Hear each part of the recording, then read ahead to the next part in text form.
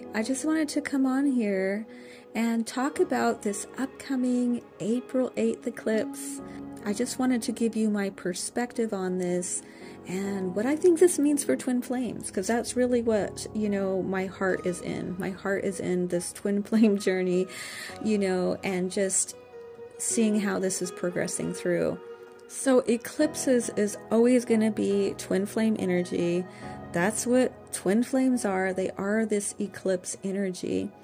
And so this is going to be incredibly powerful, okay? Incredibly powerful for twin flames. Twin flames are coming together more strongly. There may be some hiccups here and there. There may be some imbalances here and there.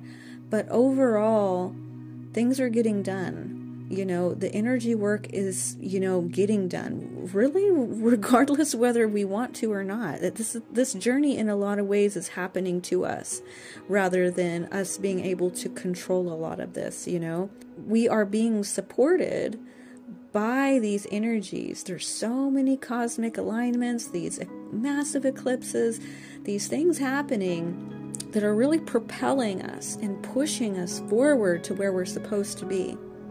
There's nothing that can stop this, you see.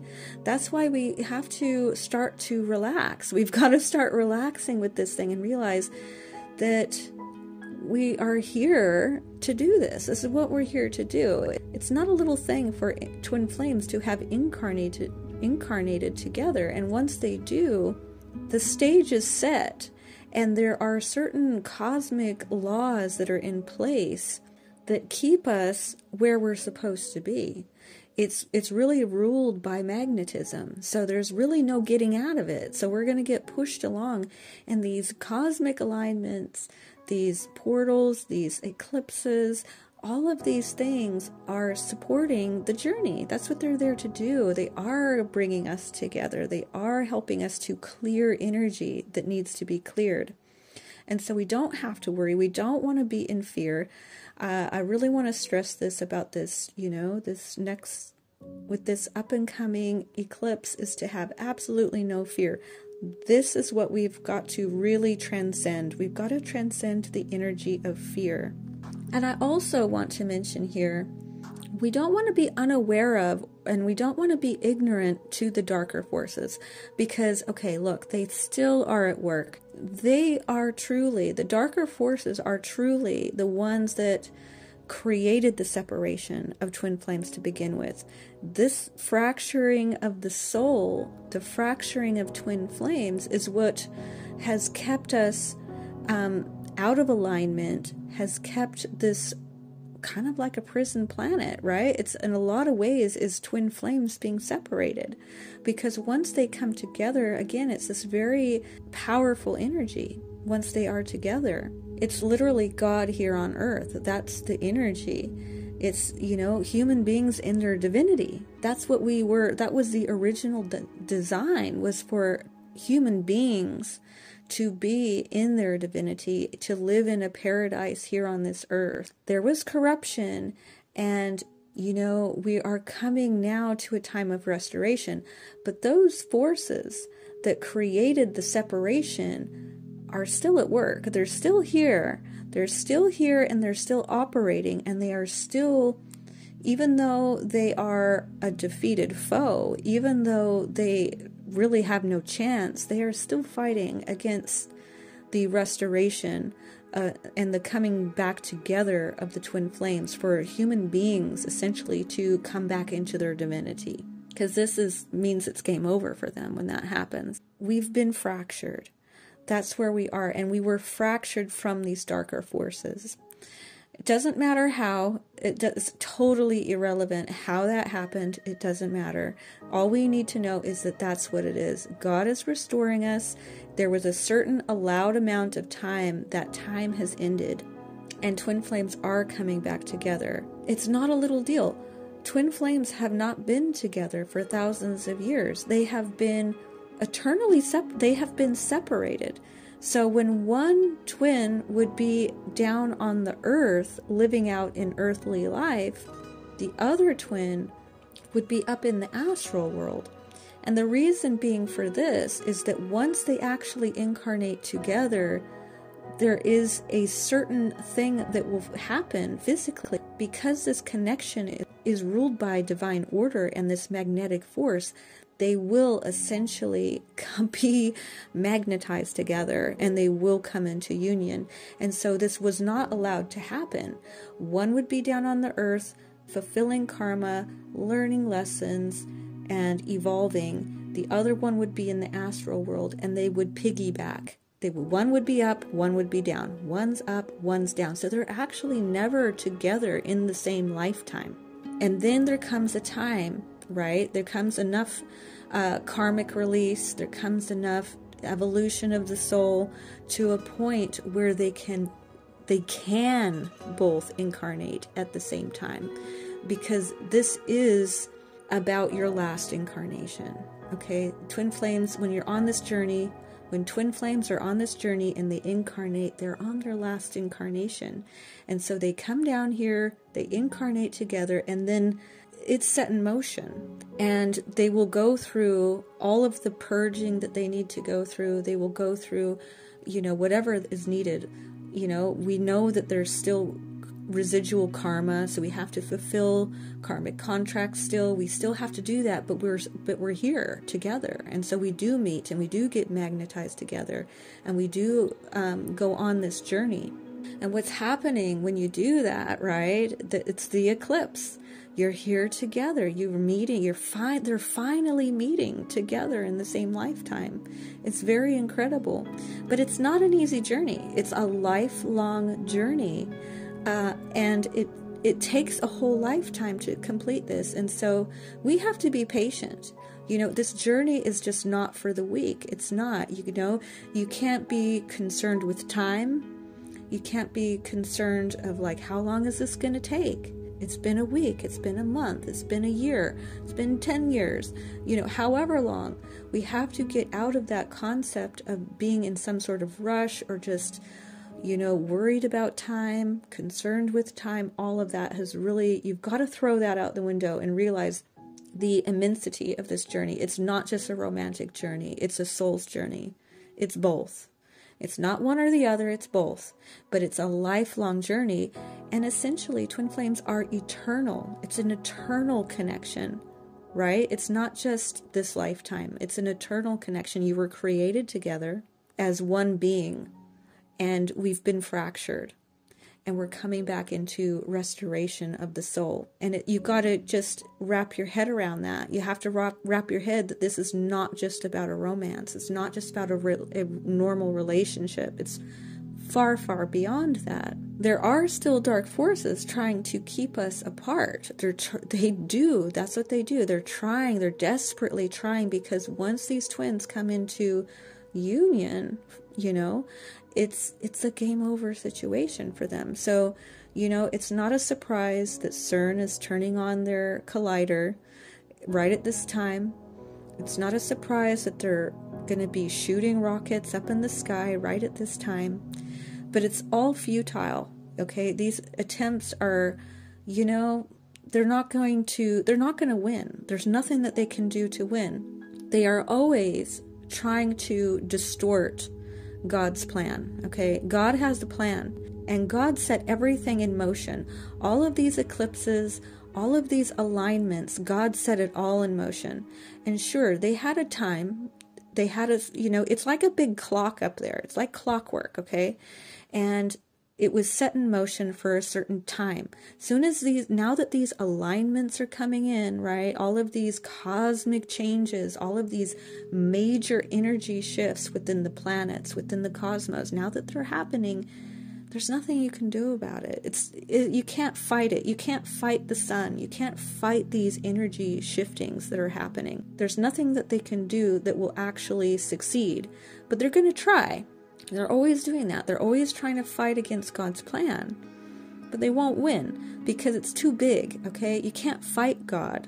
They try, but they can't fight. So we don't want to fear any of this and just realize that they're always trying to destroy what God is doing and also mimic too. So, if God has this eclipse happening, right? So yeah, what do? They go and they turn on their collider because that's their generic version Okay, these dark forces take God's wisdom, and they have a generic version. They have a distorted version to invert it. They're always trying to invert God's wisdom and invert God's plan.